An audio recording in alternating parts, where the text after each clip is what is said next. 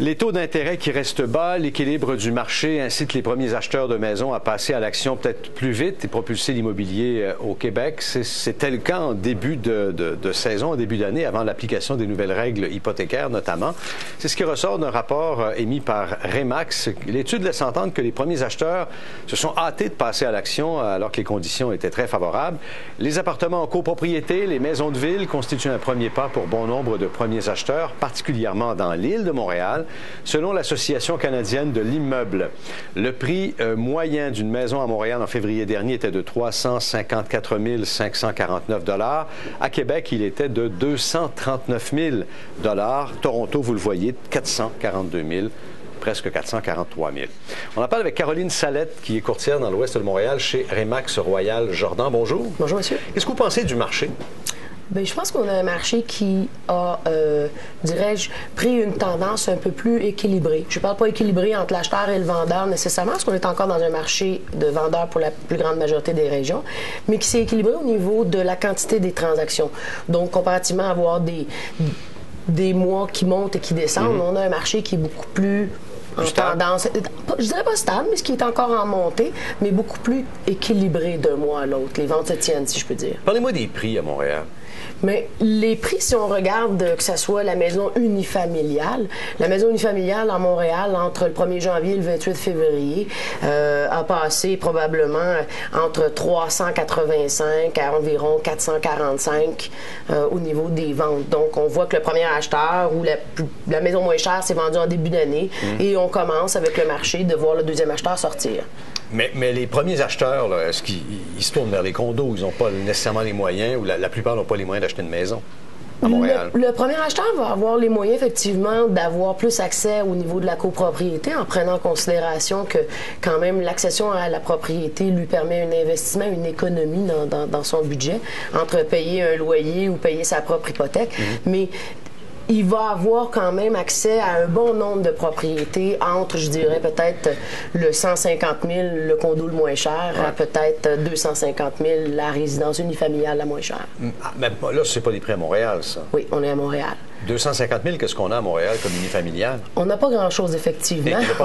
Non, on va devoir aller plus en périphérie de l'île, donc s'éloigner un petit peu plus en banlieue de l'île, je peux l'appeler, tout en restant sur l'île par contre. Sinon, il va devoir se tourner vers la copropriété. Bon, augmentation des prix des propriétés de 122 % depuis 10 ans, là, quand même. Absolument. Lorsque les taux vont monter, est-ce que les premiers acheteurs auront encore les moyens d'accéder à la propriété? Parce que là, les taux, c'est ça qui a tenu le marché longtemps aussi. Absolument. Mais il faut se rappeler une chose quand même, c'est que malgré que le taux, on regarde aujourd'hui que le taux a augmenté là, de peut-être un tiers de 1 %, on est encore à des taux historiquement bas. On recule il y a quelques années, si peu soit-elle, on avait du 7, du 8, du 11, du 13 %. Et si on regarde entre hier soir et ce matin que notre prix d'essence a augmenté de 10 sous le litre, je pense que ça fait beaucoup plus jaser les gens que la petite augmentation de l'intérêt.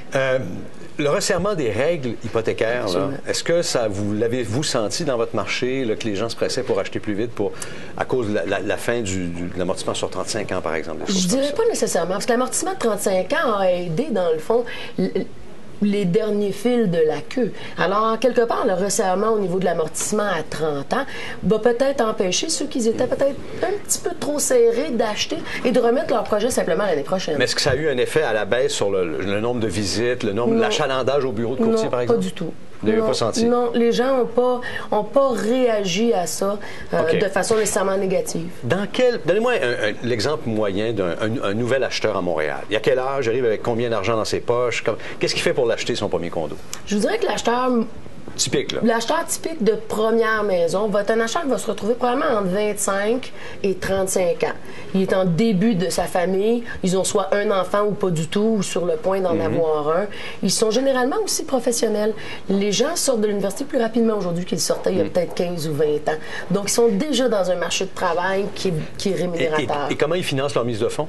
Bien, la majorité vont avoir réussi quand même à avoir une certaine économie. Je pense qu'on a encore le fameux programme qu'on appelle le RAP, qui est le régime d'accession à la propriété, qui aide quand même les gens à se servir de leur REER qu'ils ont ou qu'ils auraient droit à Si le RAP n'existait pas, ça couperait les ventes de combien?